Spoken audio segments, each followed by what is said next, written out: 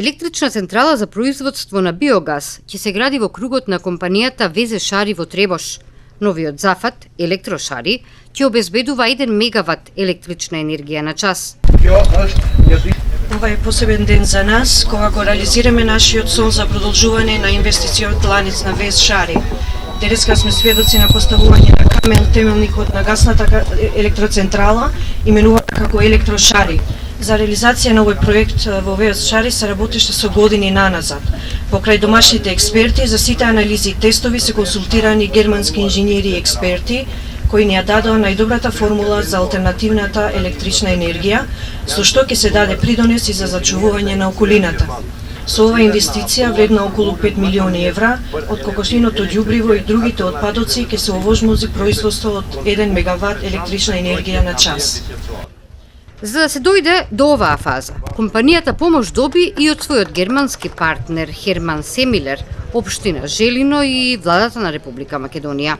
6 години овој проект се вртеше во мојата влада и многу сум среќен што денеска го реализираме и го поставуваме камен темелникот на ова фабрика што ќе произведува електрична енергија. Во Германија има повеќе од 8.000 биогаз плантови, но ова што го гледаме денеска е еден од 10 најмодерни биогасови што постојат. Проектот ваков карактер е прв во регионот и прв во Македонија. Другото, односно второто задоволство е што овој камен темелник се поставува токму денеска на 12 годишнината на Охридскиот договор.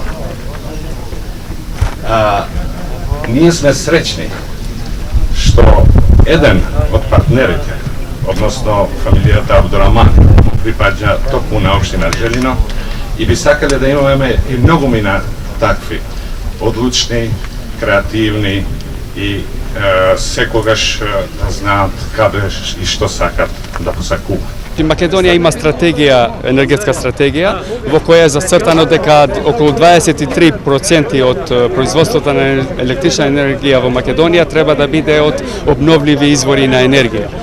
Значи, ова што денеска се случува во село Требош е токму имплементирањето на таа стратегија и секако дека ќе има доприноси во имплементацијата на таа стратегија, меѓутоа и во редукцијата на моноксид карбон во воздухот, затоа што секој допринос, значи хидроцентралите кои се градат, сончевите колектори, ветерниците, па и од производство на електрична енергија од биогаз, исто така е не само што се зголемува процентот, туку се намалува и процентот на штетните емисии во воздух.